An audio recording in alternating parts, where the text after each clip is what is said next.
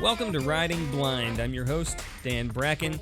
We're following my brother Jeff this summer as he bikes all the way across the country. Here's the thing though, he can barely see and he can barely hear.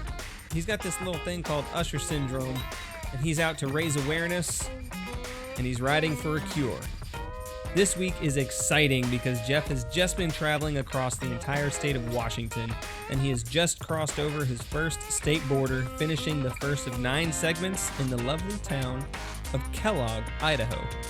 Surely we've got a lot to talk about. Stories of things Jeff missed, the things Jeff ran into, hopefully not other bikers or trees, but most importantly, the challenges that Jeff overcame. Jeff, my man. Can you hear me okay? Yeah. Hey, happy Father's Day. Hey, man, you too. Hey, thanks. Well, first, so where are you right now? I'm in Kellogg, Idaho. And how's Idaho? You've never been to Idaho before. Idaho's cool. So Kellogg is like, you know how Idaho has that real skinny part at the top of the state? Yeah. Yeah, I'm like right up in there. Tell us a little bit about where you've just been. I know you just trekked across the entire state of Washington. Yeah, so we went from Seattle, Washington to, I hope I get the order of the cities right, Seattle to Bothell to Skycomish to Wilbur to Spokane. Riding in Seattle was nerve-wracking, and then Spokane was another good-sized city. That was nerve-wracking, and the road conditions are terrible. Potholes everywhere. But, man, I had my longest ride. The longest ride before I started this journey, the longest ride I did in one day was 80 miles. And so now I have officially done more than that twice. So we had a 96-mile ride a few days back, and then Friday was an 89-mile ride. The ride to Skycomish was beautiful. The whole way, you're just riding along some mountain ranges. And there was one point, I know some people have been asking what are some obstacles riding with my vision. You know, the number one obstacle, it's not really an obstacle, it's just what's disappointing is that I don't really get to enjoy the scenery. I'll be riding along, and then I'll just happen to glance to the side to check something, and I'm riding along this beautiful river with like these rapids and big boulders, and I'm riding parallel to it, and I had no idea. And so then once I realized that, I'm like, man, I've been riding along this all this time and I had no idea. So then I'm like constantly trying to glance over to get some glimpses of it. And I was riding with this other rider named Beth, and we got down to this part. We're about to turn left, and I see that this awesome river, right? And so we pull off. She's, oh, let's get a picture. This is beautiful. I say, oh, yeah, that's great. Can you get a picture with me? And so I go and I take my spot with my bike. And I said, you know, I really wish I got a picture of the mountain ranges way back early in the ride. Because the thing with, once you see the views, you want to stop all the time and take pictures. But then you lose all your momentum biking. So I never know when I should stop and take a picture and keep biking. And so I told her, I said, I really wish I got a picture of the mountain ranges. I hate that I missed it. And she looked at me and said, turn around and look up. And I turned around and looked up, and what I saw was just a river, you know, having no peripheral vision to sides, but it's also top and bottom. So when I just looked at the river, I had no idea that the mountain range was just above it, you know. And so I turn around and I look up, and it's just this amazing view of the mountain range and this river and this rustic bridge in the background. And I just had a whole new appreciation for everything. Like, I was just so glad because if I was not riding with her, I would have turned left at that point and gone back into the mountains and had never seen that view. Would have totally missed it. Yeah. So I think that was the highlight, was just riding with someone that helped me see the views. And so I thought I took some pretty amazing pictures, right? And I was blown away by the view. Well, then I'm sharing pictures with people after the ride, and I'm like, oh, yeah, totally missed that. Yeah, well, definitely didn't see that. Like, don't remember noticing that, you know what I mean? And so then I realized, like, so yes, I'm still missing views, you know, as far as the scenery goes, but it was still a great ride. You said something that I don't want to pass by too quickly. You said that you need somebody to ride with you to help you see the views. Because, Jeff, I think for a lot of us, we get stuck on our own limitations to a point where we're like, it's hard in our culture, for whatever reason, it's hard to ask for help. You know what I mean? So that's something Mary and I are learning together is just how to accept help. Even Mary on her own, she was just telling me yesterday, I'm learning through you being gone that I need to just accept help because she's had so many people say, "Oh, let us know if you need anything, this and that." But for us, we never want to inconvenience anybody. It's not that we don't want to accept help; it's just we don't want to inconvenience people. And Mary has been taking advantage of that. She said it's been the world of a difference to her with me being gone, and that's what I'm learning too. Without having her, for one, I'm realizing as I've been on this trip how much she helps me that I don't realize.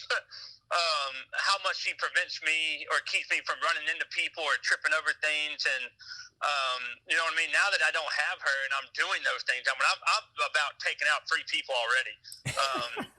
Just walking in a building and not seeing them and just clobbering right over them. So I'm realizing how I need to just be more vocal and advocate for myself more. And so I've got designated people that I just go right to. And as soon as we get to a building, they walk me through the building and help me get familiar with the environment. They help me find the right sleeping spot. So I'm by the bathroom. I have people that now I'm okay just being like, I need you to help me here because I realize now that Mary's done all that. So I don't know anything about biking culture. What do you strive for? What kind of style of rider are you?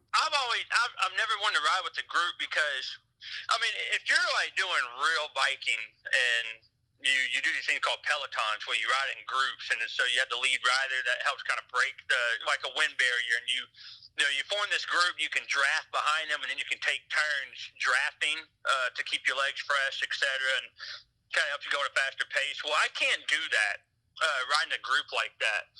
Because having no peripheral, it just gives me an anxiety attack to think that I would be riding right next to some people and right behind people, and not having great awareness of my peripheral surroundings. Right. So I like to ride by myself, but I learned that in the city I can't do that. I have to have somebody. So I like riding with one other person that I can follow behind. I like to go fast. I don't like going slow. So I really want to push myself, and I want to go out on the open road. I can go. In the city I have to go slow because I don't know my surroundings. On bike pass, I tend to have to go slower too. There's a lot of twists and turns, and because not having peripheral, I can't anticipate up ahead. Like how can I describe it? If I'm coming around a turn, right? I can't anticipate someone coming the other direction, so I have to tend to go slower around the turns just to make sure I'm not. Because that's happened before, where I ran head on into somebody. Yeah, I was thinking you were I shared last week, right? Yeah, you were probably traumatized by that. Yeah, but when I'm out on the open road, out on the open country road, and I don't have to deal with that, I like to just go. And so out on the flats, as we call it, if there's not an incline or a downhill, it's just out on the flats.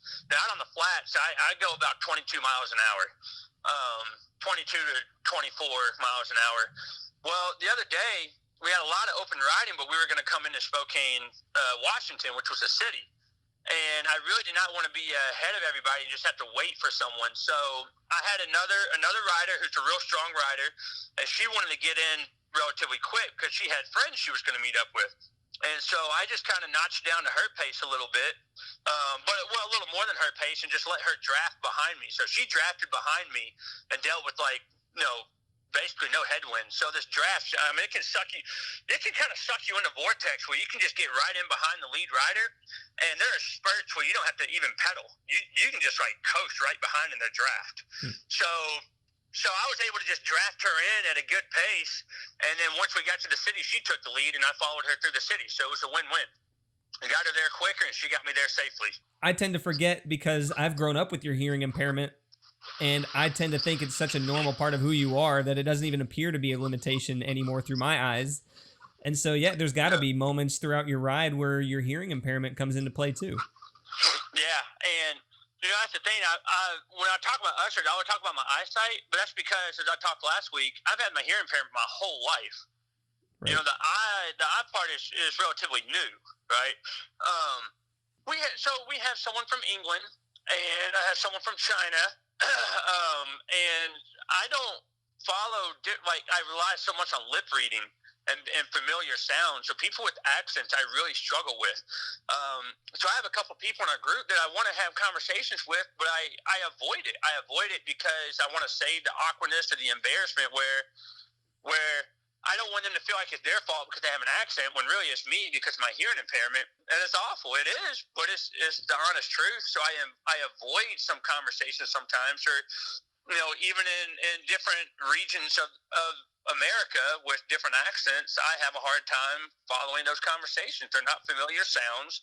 They move their mouth differently, so I can't lip read as well. So I tend to start to come across as hopefully not as rude, but maybe more recluse.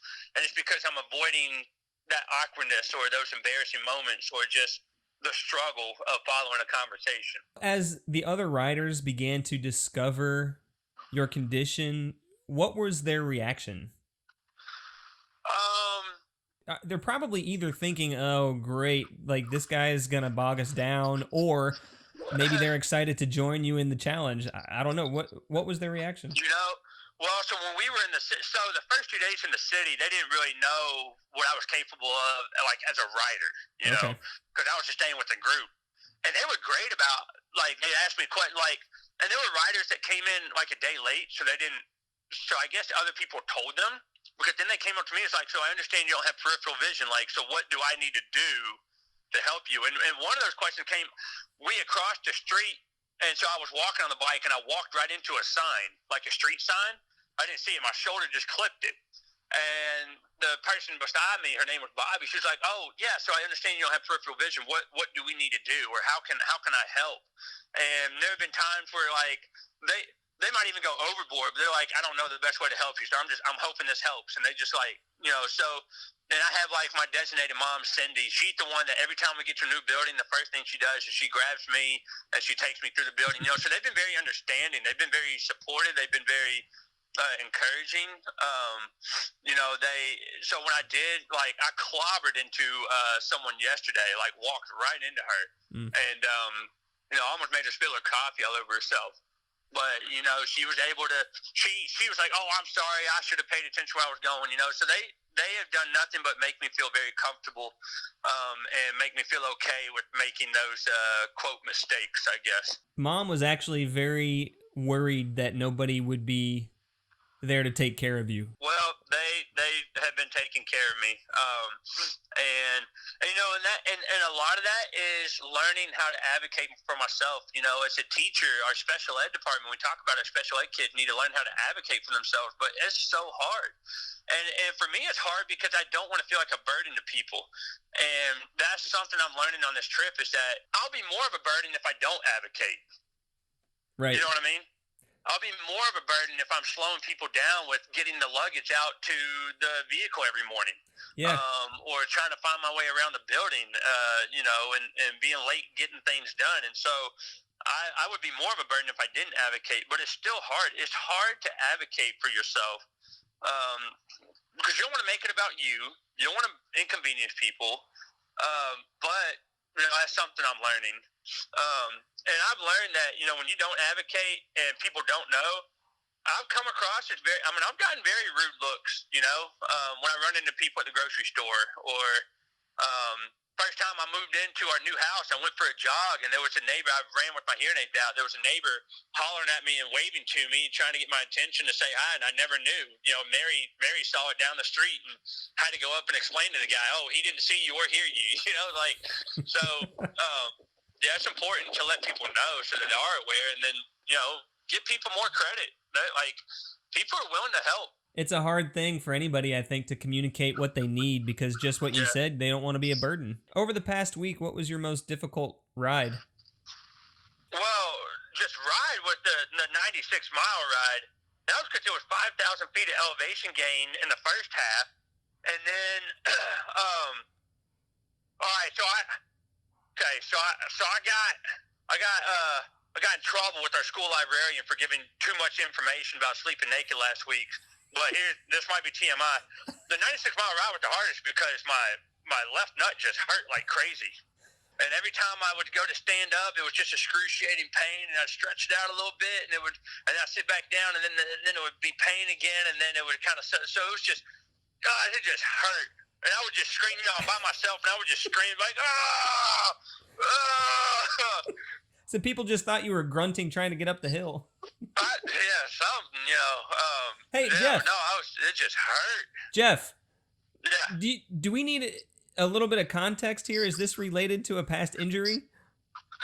Well, I wondered. All right, if you don't want too much information, then turn off now. But well, here, let me inform. Yeah, I know what you're thinking of. You're talking about my 8th grade graduation day, right? Can I tell this quick story? Is that okay with you?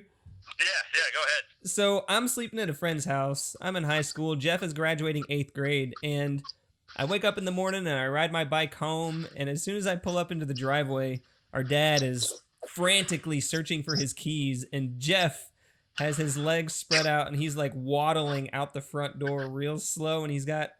Were you holding an ice pack? I don't remember. I don't remember if I was holding an ice pack. I do remember you coming home though. Anyway, I'll talk to you as I walk out the door. Yeah. So turns out while Jeff was sleeping, he had something called testicular torsion, where basically his testicles twisted. And so Mom had to be a stand-in to receive all of Jeff's awards at 8th grade graduation. It was pretty entertaining for the rest of us. Yeah. Entertaining for you all. Excruciating pain for me. Yeah, but hey, just another limitation you had to overcome, and we all did it together. That's right. And so if it's related, I don't know, because it was my left testicle that happened to. And so I wonder if when I ride it, your bike seat's called your saddle. So when I ride in the saddle, I do wonder if because of that surgery and that whole incident, it hangs differently, and so it's positioned differently on the saddle, because it is primarily the left one that hurts a lot. So then I just learned how to do a better job of changing. So I do a good job of changing my hand position to keep my hands from going numb. But now I'm doing a better job of changing my saddle position and standing up more periodically, to stretch everything out. And so, so my 89-mile ride that I did Friday was much more soothing. So that 96-mile was the hardest day. Mainly because of the pain that came with it. And so part of it's just learning how to adjust my position to keep, my feet from falling asleep and getting pain, and doing a good job of stretching out at each rest stop and walking around. So, yeah. Okay, so now don't talk about now your most difficult ride segment, but what was your most difficult life challenge this week? Okay. Public restrooms, okay? Oh, dear. All right, so here's what happened Friday. This happened Friday. One of the rest stops along the bike trail, there's a bathroom facility. And so I go to use the bathroom, and I close the door, and the lock on the handle is missing. It's gone, right? And I've got to take it number 2. So I've got to sit on the toilet, and I get so anxious at the thought that someone's gonna open the door, or I'm not gonna hear the knock, or a lot of times people will knock on the door to see if someone's in there. Mm-hmm. So when I knock, I don't ever hear a response. So I don't know if someone actually responded or not. So I always get nervous just to open the door. I just hope everyone locks the door, right? And I'm like, there's no lock. And so I'm just really stressed, and I'm just trying to hurry and get done. And I'm really trying to pay attention to see if I hear someone coming. Well, I do. I hear someone coming up the ramp, and so I'm just like, I'm in here, give me a minute, like before they even get to the doorknob, right? I finally finished my business, and I go to the doorknob, and I happen to glance up, and I kid you not, about a foot above the door handle is a deadbolt that had been added. So there was a lock. Where toilet paper is where I think it should be, Dan, it takes me forever to find the toilet paper.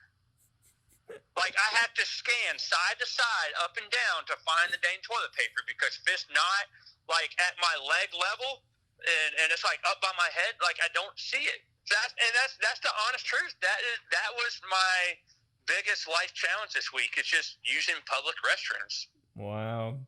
It wasn't even related to biking, other than riding for the city. I mean, that's just a nerve-wracking thing, but we already addressed that, so... I would like to have a segment of this show every week called Usher Moments.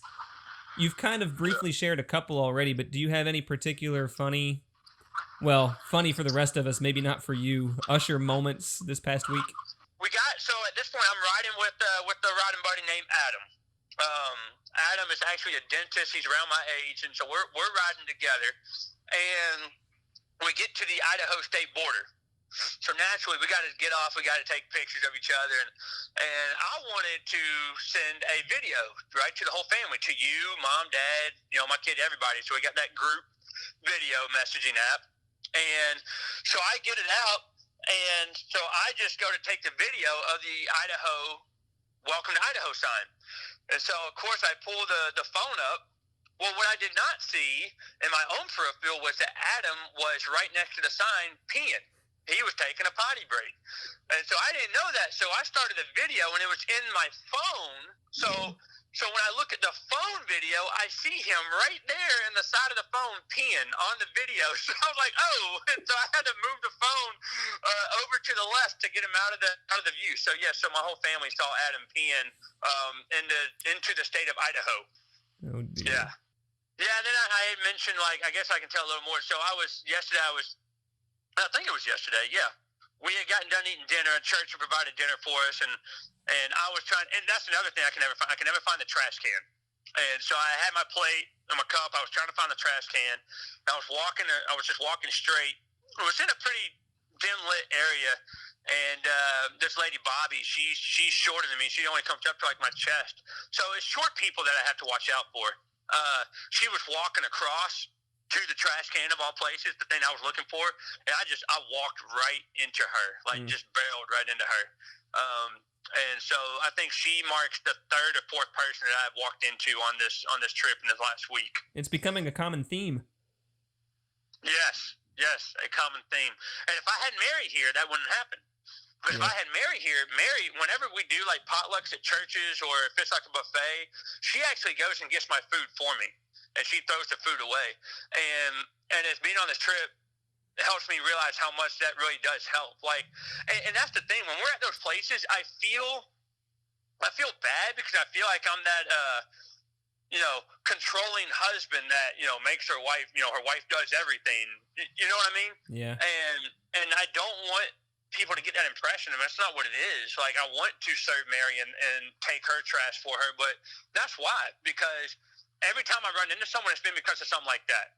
Trying to find the trash can or trying to go get my food. And so I'll sit and I'll wait until the whole line goes through and then I'll go up and get the food. And that's why. I sat on someone in the movie theater one time. Oh, jeez. Yeah. Mary dropped me and the kids off. It was just me and the kids watching a movie. We go in the movie theater. Zay's leading me by the hand down a row. So we get down a row and I thought he said, okay. And so I just sat down, and I sat down on a little girl who was probably about 6 or 7 years old. Didn't see her at all. And that's the thing. I didn't even see her. I just felt little legs. And so I jumped back up, and I moved down some more. And I sat down. I said, Dave, did I sit on somebody? He said, yeah, you sat on that little girl.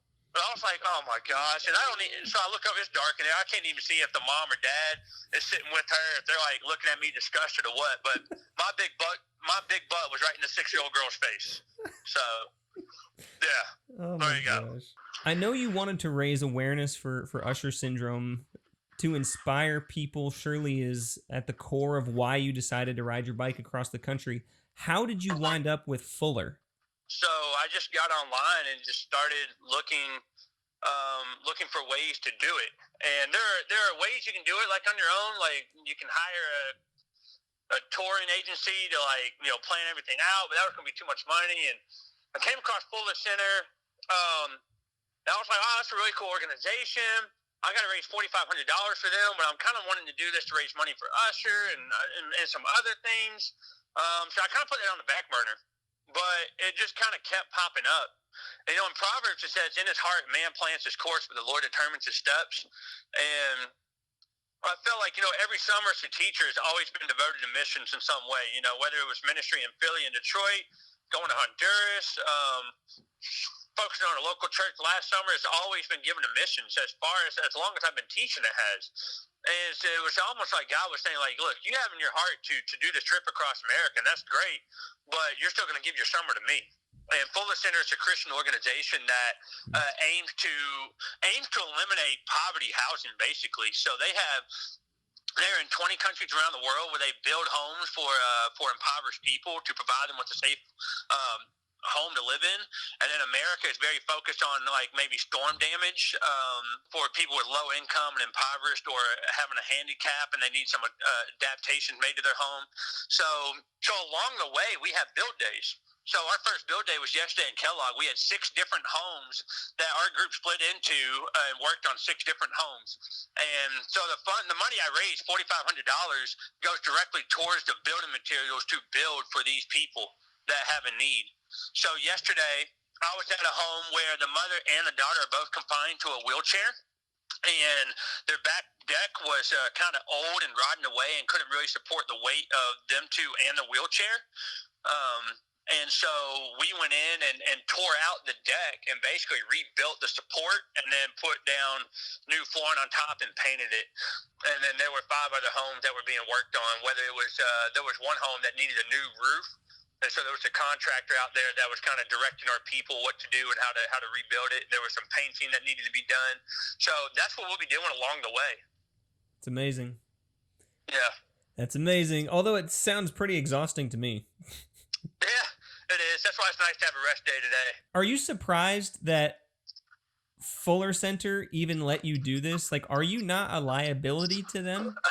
You know, there is in the guidelines or whatever, there's a mention that if they ever feel that your safety or health is in danger, you can be asked to leave the ride. I remember reading that, but I made a disclaimer. You know, when it said like when you fill out the paperwork, you know, what else do we need to know? I made a disclaimer of what I have, and I'm sure it's a little nerve-wracking for the trip leaders. I mean, one of the guy that founded the whole bike adventure, he left 2 days ago, but he started the week with us. When he did admit to me, he said, "I get nervous when you're out there." So I know there's probably some nerves, but I think because I've made it clear what can help and what I need, and I don't know. I guess they're going with it. They trust it. I mean, and I think there's an element of you don't want to be the person to tell someone they can't fulfill their dream. That would suck. So maybe there's just some of that. You know, they don't want to come across as the turd that crushed my dreams. So right. There's a prayer that I really like. It's called the Serenity Prayer. I'm sure you've heard it. It's, God, grant me the serenity to accept the things I cannot change, the courage to change the things I can, and the wisdom to know the difference. So many people get caught up in their limitations. I can't do this. I can't do that. I can't. But you seem to find the wisdom in being able to discern what you can't change about your limitations and what you can. Like I see, and maybe one day there will be change for your condition of blindness and deafness, right? We're working towards a cure. We'll talk about more of that in the weeks to come, perhaps. But what you can change is your attitude, and what you can change is your character. Do you find that to be true? There's something, Dan, you told me back when I was in high school that I remember. And I think you were going to Asbury at that point, maybe. And I was in high school. And I'll never forget this. You said one day, I forget the context, forget what we're talking about, but you said you can choose to be happy. You can choose to have fun. I remember those were the 2 things you said. So, yeah, there are things I can't change, but you're right. I can change my attitude, my character, how I carry myself, how I treat others, how I respond to it. Yeah, all those are within my control. And that's exactly what you're doing with this trip, I think. I think that's why people look at you and go, wow. It's not just because you're riding a bike across the country, which a lot of people would think that's crazy enough in and of itself, right? Mm-hmm. But because you're doing it with the physical limitation that you have, people have no idea how to hold that intention with one another. But it's because you have a really good sense of what you can change, and this entire trip is character forming for you, and you've not only kept that to yourself, but you have opened up your own character development through this trip so that other people can participate. And so this trip, your whole intention was to raise awareness for Usher syndrome, but also, regardless of what people are struggling through, to let them know that there are things that they can control. There are things that they can change. All right, so this upcoming week, you are trekking through the entire state of Montana, right? I mean, you're going from Superior to Missoula to Phillipsburg, Whitehall, Ennis, all the way to West Yellowstone, Montana, where we will have our next conversation. And to clarify, that is a north to south Montana, not west to east Montana. Next week, we'll introduce a segment about questions from Facebook. Jeff, a lot of people on Facebook are asking things like, how are you sleeping? How are you feeling? They want to know about Usher research. How many people are you riding with? And the most important question we'll ask next week is, who's your favorite brother? Yeah, I saw Matt posted that. Thanks, Jeff. Love you. We're praying for you. Right. Talk to you soon. Love you too, Dan. Thanks, man. Join us next week or throughout the week on the Riding Blind Facebook page at facebook.com/groups/ridingblind. And remember, you can be free to live the life you want, regardless of limitation. For more information on Usher syndrome, simply visit usher-syndrome.org. To learn more about Jeff's trip, visit fullercenterbikeadventure.org. Thanks to Ginghamsburg Church for loaning the gear to make this possible. We'll do this again next week. Thanks for listening to Riding Blind. I'm your host, Dan Bracken.